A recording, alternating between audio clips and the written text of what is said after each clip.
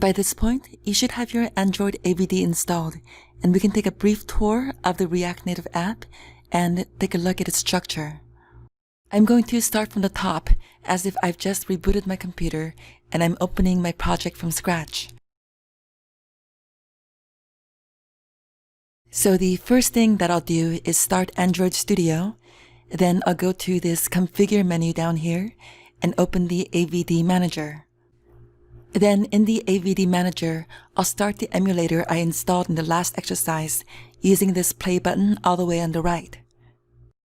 I always do this first thing because it can take a minute to start. If you see the emulator now but nothing is happening and you just see a black screen, you may need to click the power button.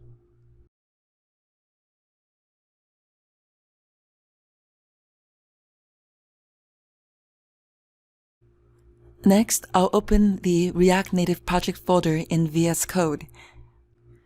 That's the new campsite folder that we created inside the for-react-native folder using the Expo CLI. From here, I'll open my integrated bash terminal and enter expo start. Now you see that the first thing it does is load up the Expo DevTools in the browser at this localhost 19002 address. And you notice that it's an HTTP address, so that's a web address that can be opened with a browser. And it will open that page for you automatically, but if it doesn't, just type this address into your browser. Next, it will spin up the Expo development server that serves up the React Native app. Notice it's not a web server, so it's not an HTTP server. It starts with EXP instead, so you can't open this link in your browser. This dev server lets us test our progress without actually compiling our code into an app, which is an expensive process that we don't want to be doing constantly. We'll be doing that in the final week of this course, just like how in Bootstrap and React, we waited until the final week to build the distribution files. Let's take a look at the Expo DevTools in the browser, and let's also confirm that the emulator is finished loading. And it is, so I'm going to click on this Run on Android Device or Emulator link. And now Expo is attempting to open a simulator. The simulator is ready. And now I can see that my files are being built to be transferred to the emulator. And I'm going to go ahead and fast forward through this for the sake of the video. Yours will probably take a little bit longer, so go ahead and put me on pause until yours is finished. Then in my AVD, I can see that it's downloading the files, the JavaScript bundles.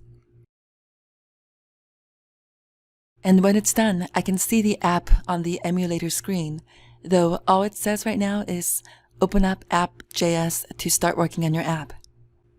Okay, let's do that. In VS Code, go ahead and find and open app.js. And right away, you can see where the text on the emulator screen is coming from, right here. Just to make sure, I'll just replace this real quick with Hello World. And if we look at our emulator now, there's our Hello World. Now that we have that out of the way, let's take a closer look at this app.js file. We're importing React just like we've done before, and we're importing a few components from React Native: style sheet, text, view. Then here, we're exporting a function component named app.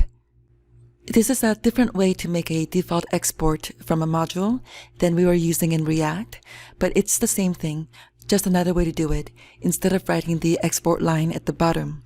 Don't be too concerned about that. Then inside the app component, we're returning a view component. The view component is the most fundamental building block for the React Native user interface. It's a generic container component that supports layout with Flexbox, styles, and more. You can think of it as analogous to the HTML div element. As I've mentioned before, React Native is very similar to React, but we're no longer dealing with HTML elements because we're no longer in the browser world. So Expect to no longer be writing JSX that looks like HTML elements. You'll be using components for all of your UI.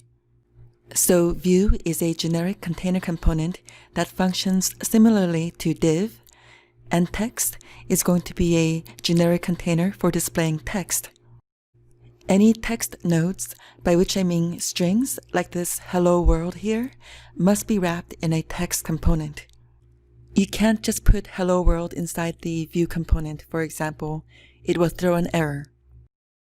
Then I'm sure you've noticed here that we're giving this Vue component a style attribute.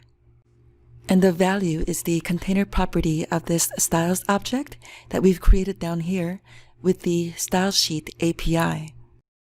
You can also set styles inline, similar to how you can set inline styles in HTML, and you'll see that too later. But here, these styles have been placed in a style sheet. StyleSheet, which we imported from React Native, is not a component. It's part of the general API. Let's go to the React Native docs real quick, and we'll find the documentation for StyleSheet under the API section, not the component section.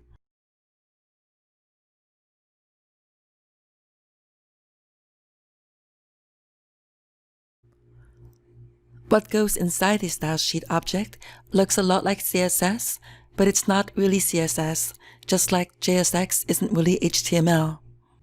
This is a way that React Native has chosen to expose this styling functionality to us in a way that's similar to what we're used to in CSS. But there's no CSS, since again, we're not writing code for a browser. This is really just JavaScript.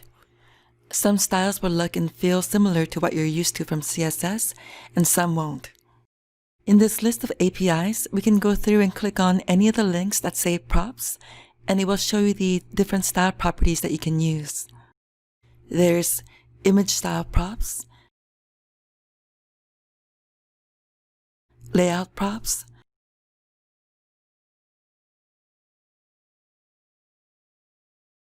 shadow props, text style props, view style props. You don't need to know all these now, but at some point I recommend that you go through and skim these to see what you have available to you. Let's make a couple changes to the styles object. We'll get rid of a couple of styles here and change the background color. And you can see how that's affected the view in the emulator. The text is now way up here in the upper left, and of course the background color has changed. If you're not seeing this change, then you may need to force the app to reload. That can happen sometimes. It's quite likely that you'll experience some weird issues at some point as you work through this course. So be prepared for that.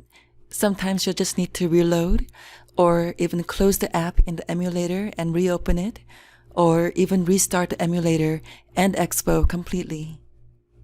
Let me show you how to reload the app in the emulator if you ever need to. Go to the top of the screen, then drag down from the top to get to the notifications window, then click here to reload. There's also a keyboard shortcut available. Type the R key twice to reload. Let me also show you how to close the app in the emulator in case you're not familiar with the Android UI.